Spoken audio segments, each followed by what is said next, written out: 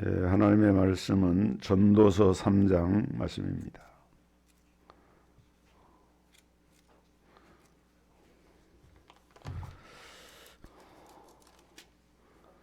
전도서 3장, 제가 진 성경으로 948면입니다. 3장 1절부터 11절까지 봉독하겠습니다. 천하에 범사가 기한이 있고 모든 목적이 이룰 때가 있나니 날 때가 있고 죽을 때가 있으며 심을 때가 있고 심은 것을 뽑을 때가 있으며 죽일 때가 있고 치료시킬 때가 있으며 헐 때가 있고 세울 때가 있으며 울 때가 있고 웃을 때가 있으며 슬퍼할 때가 있고 춤출 때가 있으며 돌을 던져버릴 때가 있고 돌을 거둘 때가 있으며 안을 때가 있고 앉는 일을 멀리할 때가 있으며 찾을 때가 있고 잃을 때가 있으며 지킬 때가 있고 버릴 때가 있으며 찢을 때가 있고 꿰맬 때가 있으며 잠잠할 때가 있고 말할 때가 있으며 사랑할 때가 있고 미워할 때가 있으며 전쟁할 때가 있고 평화할 때가 있느니라. 일하는 자가 그 수고로 말미암아 무슨 이익이 있으랴. 하나님이 인생들에게 노고를 주사 예쓰게 하신 것을 내가 보았노라. 하나님이 모든 것을 지으시되 때를 따라 아름답게 하셨고 또 사람에게 영원을 사모하는 마음을 주셨느니라. 그러나 하나님이 하시는 일의 시종을 사람으로 측량할 수 없게 하셨도다. 아멘.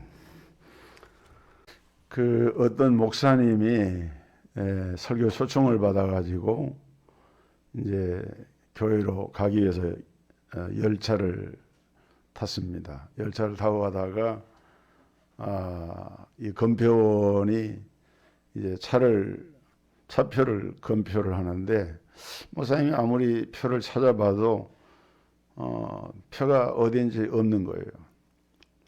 이게 좀 당황을 하고 있으니까 검표원이 염려하지 마시고 천천히 찾아보세요. 이렇게 얘기를 했습니다. 그러니까 목사님이 하는 말씀이 아닙니다. 그게 아니고 내가 지금 그 차표를 찾아야만 됩니다. 차표를 찾지 않으면은 내가 지금 어디로 가는지를 잘 모르기 때문에 차표를 찾아봐야 거기 있는 걸 보고 내가 알 수가 있다고 이렇게 얘기를 했어요.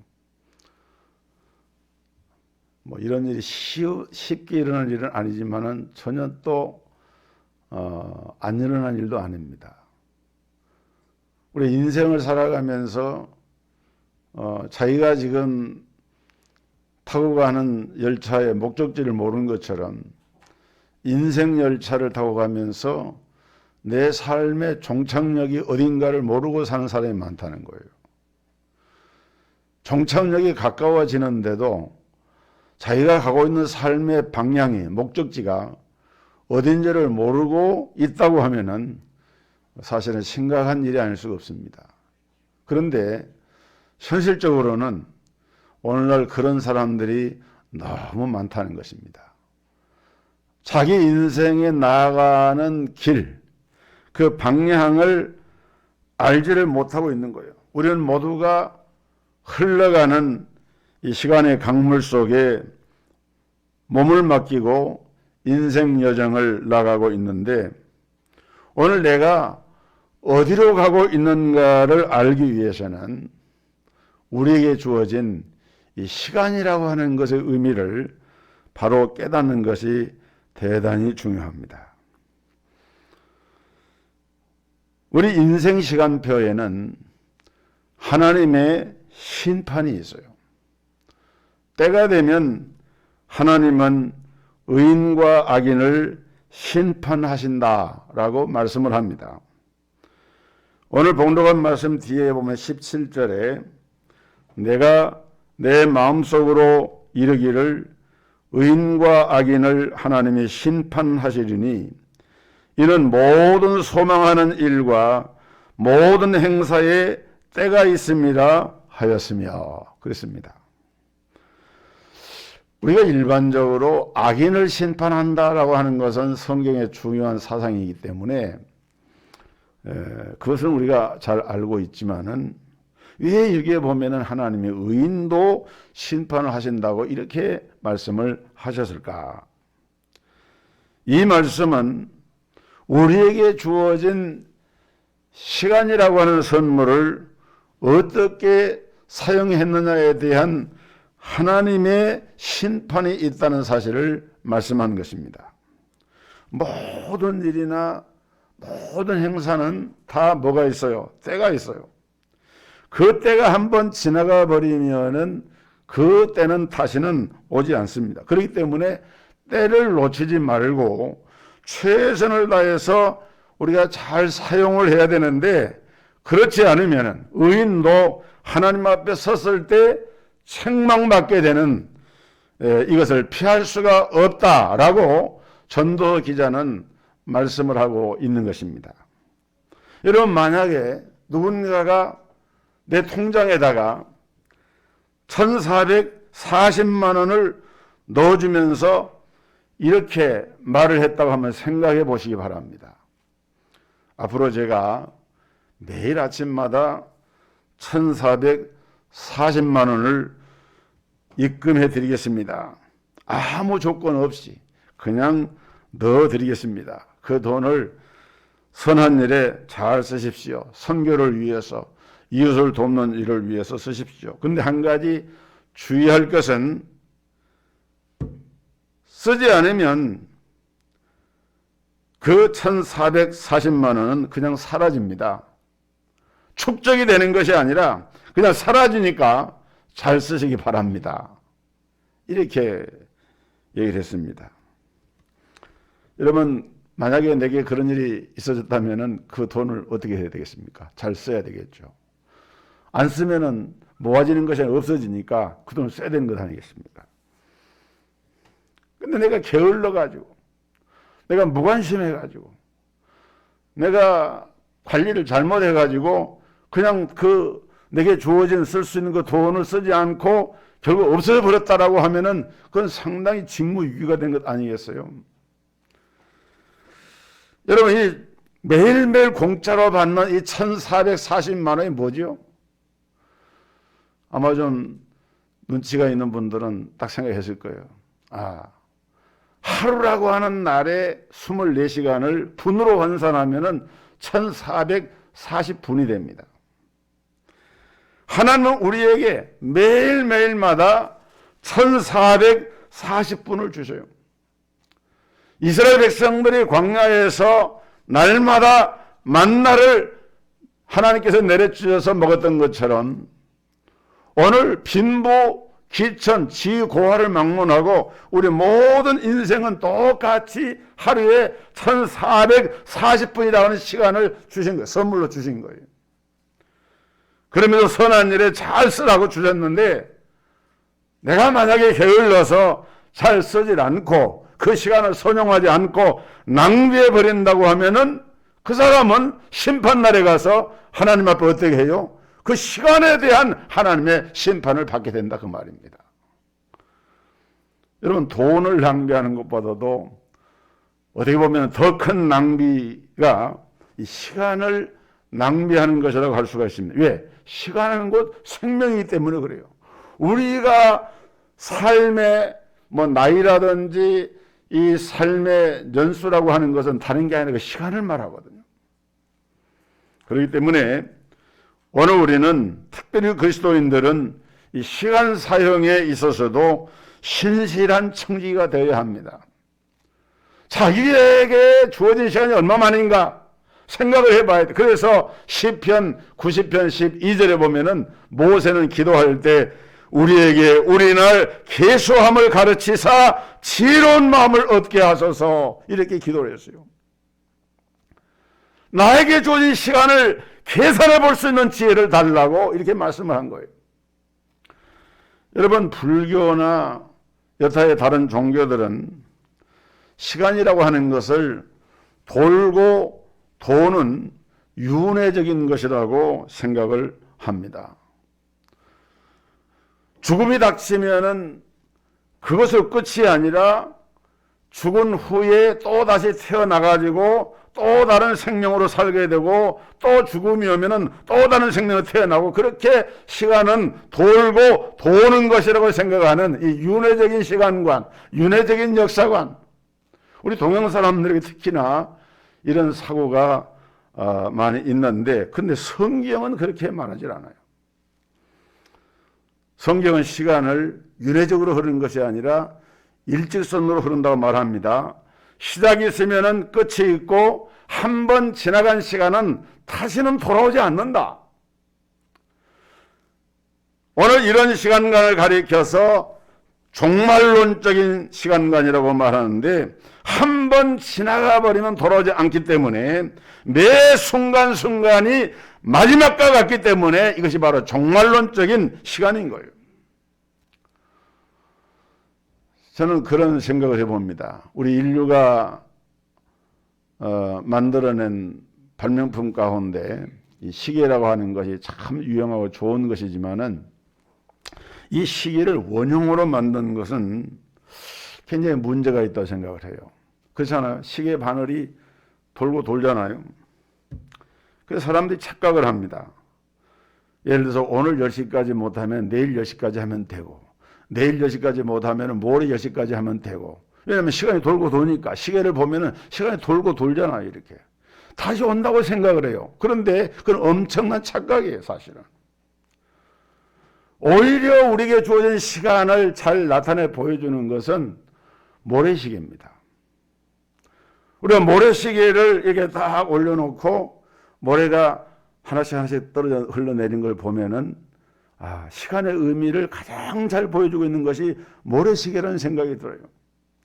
인생의 삶도 돌고 도는 원형의 시계처럼 돌고 도는 그런 시간이 아니라 우리에게 주어진 시간이라고 하는 것은 일정한 한계치를 가지고 있고 그 시간은 계속해서 우리의 자녀 생명이 줄어드는 것으로 나타나고 있는데도 사람들은 착각을 합니다. 그래서 이런 종말론적인 시간관을 가진 사람은 오늘 나에게 주어진 하루하루에 대해서 최선을 다할 수밖에 없어요. 여러분 1년은 365일이죠. 근데 그렇게 생각하지 마시고 하루하루가 365회가 모아져서 1년이 되었다. 이렇게 생각을 하셔야 돼요. 그 말이 맞잖아요. 1년이 365일이 아니라 내가 살고 있는 하루하루가 모아져서 1년이 된 겁니다. 그럴 때 우리는 하루 단위로 살아야 되는데 내일은 난 몰라요.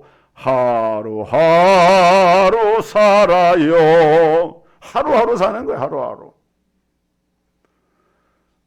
그래서 하루하루를 살아가는 사람에게 이 종말론적인 시간관을 가진 사람에게는 하루하루가 굉장히 중요합니다. 영어의 here and now, 여기 그리고 지금. 오늘 세상에서 제일 맛있는 음식이 어떤 음식이냐? 오늘 내가 지금 먹고 있는 음식이에요. 세상에서 제일 소중한 사람이 누구인가? 오늘 내가 지금 만나고 있는 그 사람이 가장 소중한 사람이에요. 세상에서 제일 소중한 일이 무엇인가? 지금 내가 하고 있는 그 일이 가장 소중한 일인 거예요.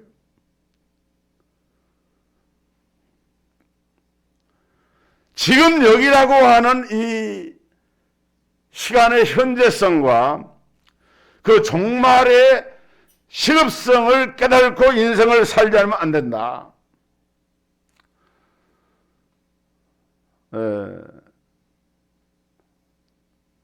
작년, 재작년 제가 그때 봤던 통계인데 우리나라에서 하루에 병으로 죽는 사람이 593명이다.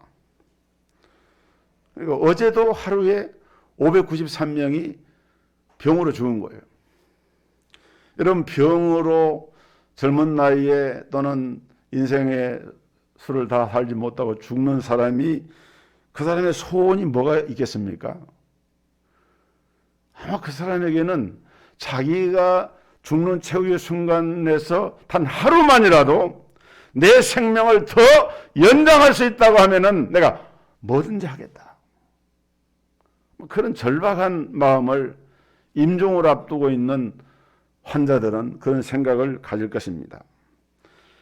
어쩌면은 하루만 더 살 수 있다면은 자신의 재산을 그 절반을 다 주고라도 내가 그 시간을 갖고 싶은 그 하루가 병으로 죽어가는 환자에게는 그렇게 절실한 하루인데, 그런 하루를 오늘 우리들은 건강한 몸을 가지고 그냥 그렇게 살고 있는데도 불구하고 그 시간의 고마움을 알지 못한다는 거예요.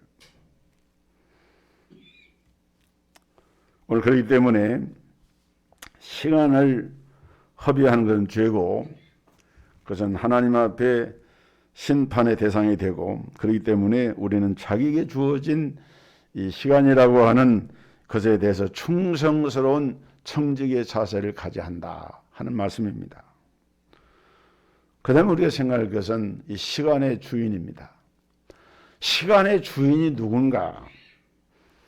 시간의 주인은 말할 것도 없이 하나님이십니다. 오늘 봉독한 본문 2절부터 8절까지 말씀을 보면은 계속 반복해서 이럴 때가 있고 저럴 때가 있고, 노래할 때가 있고 슬퍼 울 때가 있고 던져버릴 때가 있고 거둬들일 때가 있고 안을 때가 있고 벌 때가 있고, 이거 전부 그 때를 얘기한 거거든요. 그것을 무려 14번이나 반복을 해서 얘기를 하는데, 이 말은 무슨 말입니까? 이 세상의 모든 일들이 내 뜻대로 되면 좋겠는데 되지 않는다는 얘기 아닙니까? 그러면 우리의 뜻 밖에서 초월적으로 우리의 삶의 때를 주관하고 주장하시는 분이 누구인가? 오늘 보면 1절에 보면은 범사에 기한이 있고 천하의 범사가 다 때가 있나니, 이 때를 정해놓고 때와 연시와 기한을 정해놓고 이것을 주관하는 분이 누구냐? 그분이 바로 우리 하나님이시다. 하나님이 그 일을 하시는 거예요. 시간의 주인, 때의 주인은 하나님이시기 때문에, 그래서 사실은 인생 시간표라고 하는 이 말은 사실은 하나님의 시간표다. 하나님의 정한 시간표를 따라서 우리 인생이 살기도 하고 죽기도 하고 일어나기도 하고 눕기도 하고 먹기도 하고 자기도 하고, 이 모든 것이 하나님의 정한 시간표에 있는 것이다. 하나님이 시간표에서 내 삶의 모든 것을 거둬버리면은 우리 하룻밤 자고 나서 다음날 아침에 못 일어나는 거예요. 우리 인간은 누구나 다 이 시간의 강물에 몸을 맡기고 또 내려가는데, 그 강물이 어디로 흘러가는지 이것은 나의 소관, 우리의 소관이 아니기 때문에 우리가 좌지우지할 수 없는 것이다. 이것은 하나님의 소관이고, 시간을 주관하시고 시간을 창조하시고 시간의 주인 되시는 하나님의 소관이다 라고 성경은 말씀을 하고 있는 것입니다. 이것을 안다면 우리는 야고보서 4장 14절 15절에 기록된 말씀처럼 고백을 합니다. 내일 일을 너희가 알지 못하는도다. 너희 생명이 무엇이뇨? 너희는 잠깐 보이다가 없어지는 안개니라. 너희가 도리어 말하기를 주의 뜻이면 우리가 살기도 하고 이것이나 저것을 하리라 할 것이오늘.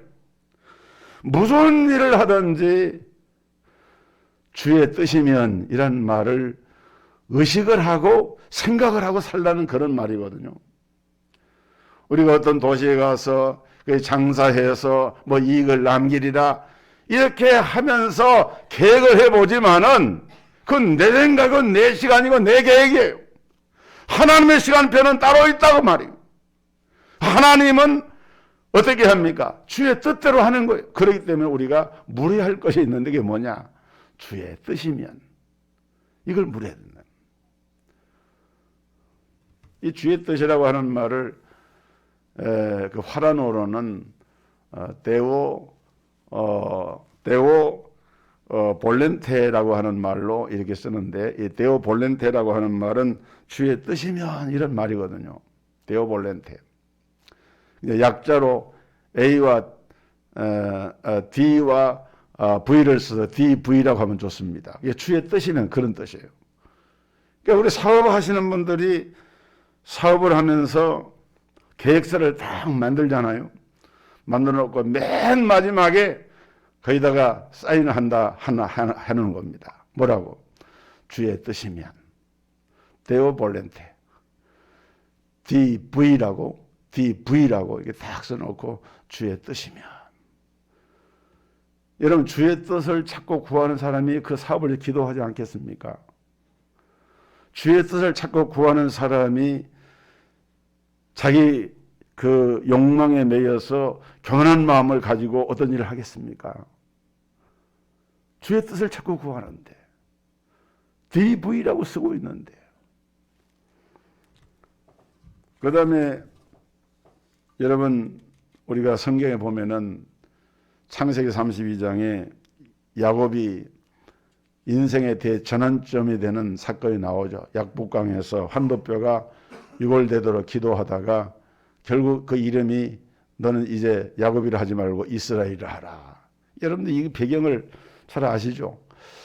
야곱이라고 하는 그 이름의 뜻은 발뒤꿈치를 붙잡은 자라, 그런 뜻이거든요. 형 에서가 먼저 나가려고 하니까 자기가 먼저 나가겠다고 어머니 모태에서 형의 발뒤꿈치를 붙잡고 얼마나 경쟁을 하면서 얼마나 그 승리욕구가 강한지 그 어린 아기가, 태아가, 그게 야곱이었어요. 그런데 그 야곱이라고 하는 이름을 가지고는 더 이상 하나님 앞에 설 수가 없으니까 하나님이 그 이름을 뭘로 바꿉니까? 이스라엘로 바꿔주잖아요.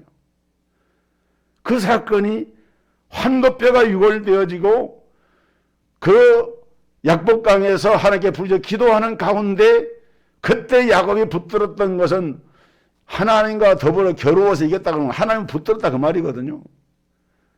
경쟁을 하기 위해서 사람과 경쟁을 하고 사람의 발뒤꿈치를 붙잡는 그런 삶에서 더 이상 거기에다가 두지 않고 하나님의 뜻이면, 하나님이 내게 복을 주시면 내가 형 에서도 맞이할 수도 있고 두려움도 없이 나갈 수 있다. 그런 확신이 주어진 사건이 바로 그 약복강의 사건입니다. 그것이 바로 야곱이 이스라엘로 바뀌어짐으로써 이제 그때부터 야곱은 뭐만 붙듭니까? 하나님만을 붙들게 되는 거예요. 그게 주의 뜻을 구하는 사람의 삶입니다.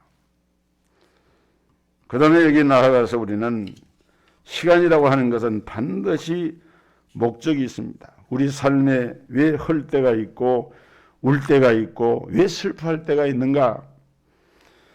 하나님이 사랑의 하나님이시라고 하면은 우리를 사랑하신다는 거, 하나님이 그 자녀라고 우리를 일컬으신 거, 하나님이 왜 우리에게 울 때를 허락하시고 슬퍼할 때를 허락하시고 이별할 때를 허락하시고 병도 나게 하는 걸 허락하시고 이러는가? 그것은 오늘 하나님이 우리를 믿음으로 연단하기 위해서입니다. 우리의 교만도 꺾으시고 우리의 불신앙도 꺾으시고 우리의 나태함도 꺾으시고, 그래서 정금 같은 믿음의 사람으로 만드시기 위해서 하나님은 때로는 이 시간이라고 하는 길고 긴 여정 속에서 하나님의 사람들을 만들어가는 거예요.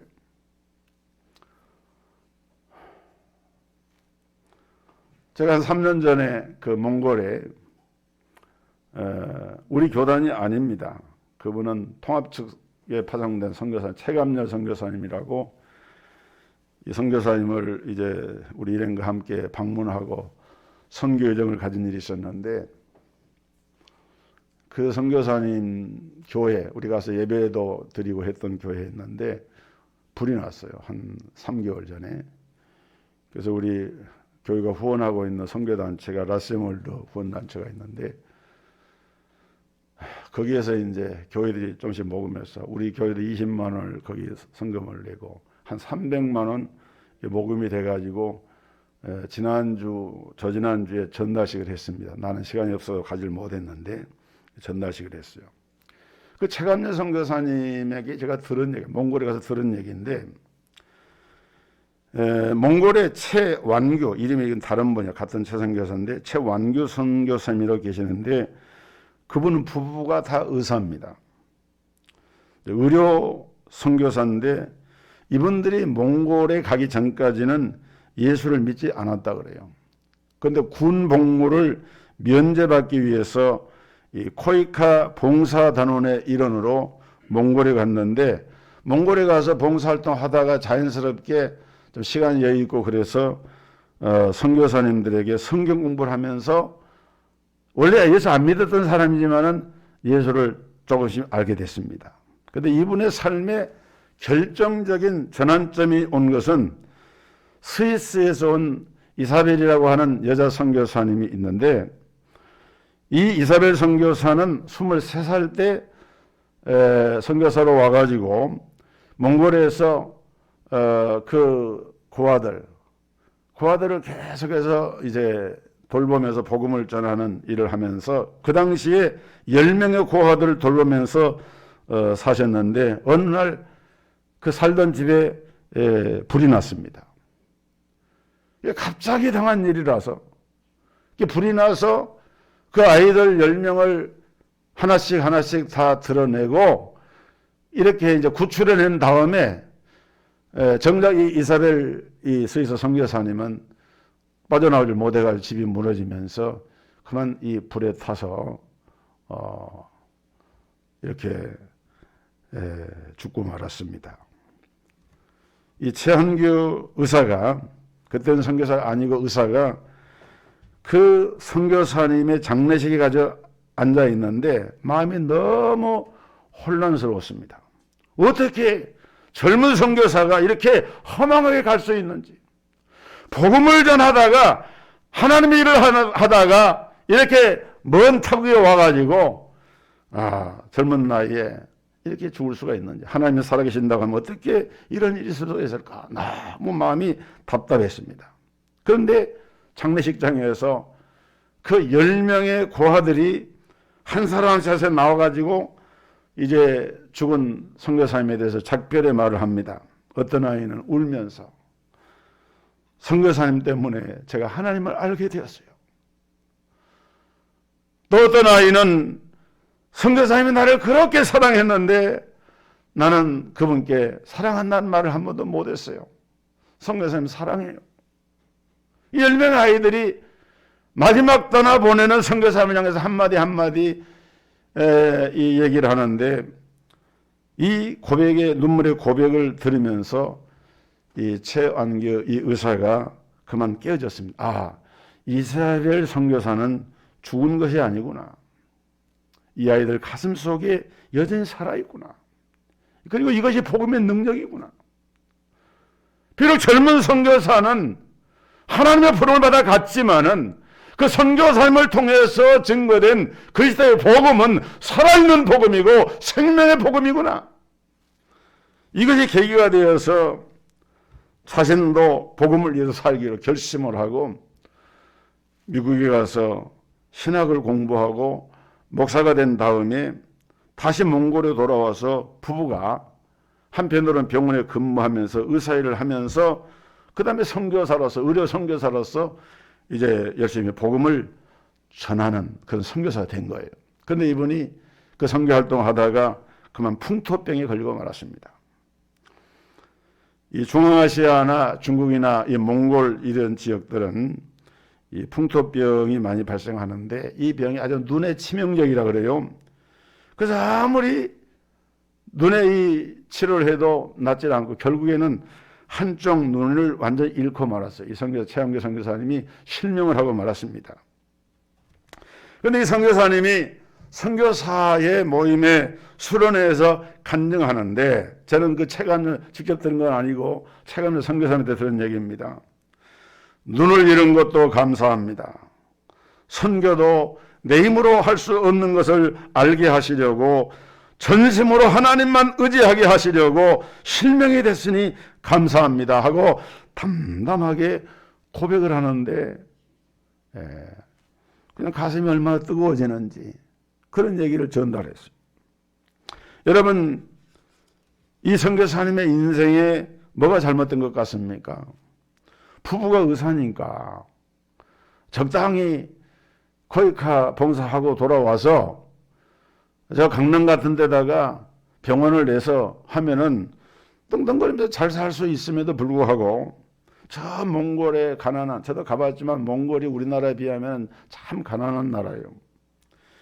거기 가서 선교한다고 눈까지 잃고 도대체 저게 뭔가라고 우리가 생각할 수가 있지만은, 그러나 우리가 다시 한번 생각해 보면은 우리 하나님이 그분의 삶을 어떻게 그렇게 완벽하게 인도하셨는지 놀라운 마음을 갖게 됩니다. 그분이 원래는 몽골에 갈 때는 군 의무를 면제받기 위해서 갔잖아요. 그런데 하나님은 그곳에서 이세벨 선교사와 선교사를 통해 복음을 듣게 되고, 그런 이세벨 선교사의 죽음을 통해서 자기의 삶을 돌아보게 되고, 결국은 복음을 확신하게 되고 예수를 믿게 되고 주의 종이 되고 하나님의 일을 감당하는 선교사가 된 거예요. 비록 눈은 잃었지만은, 오히려 그 큰 시련을 당했지만 우리 하나님은 이것을 통해서 그를 정금 같은 믿음의 사람으로 세워주신 것입니다. 하나님이 어쩌면 그렇게 그의 생을 완벽하게 인도할 수 있는지 놀랍기만 한 거예요. 우리 하나님은 시간이라고 하는 도구를 가지고 이처럼 우리의 믿음을 연단을 하십니다.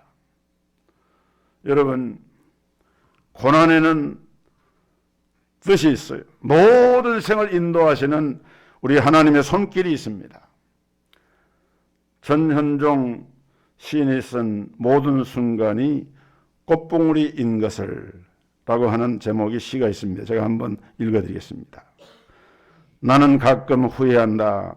그때 그 일이 노다지였을지도 모르는데, 그때 그 사람이, 그때 그 물건이 노다지였을지도 모르는데 더 열심히 파고들고 더 열심히 말을 걸고 더 열심히 귀 기울이고 더 열심히 사랑할 걸.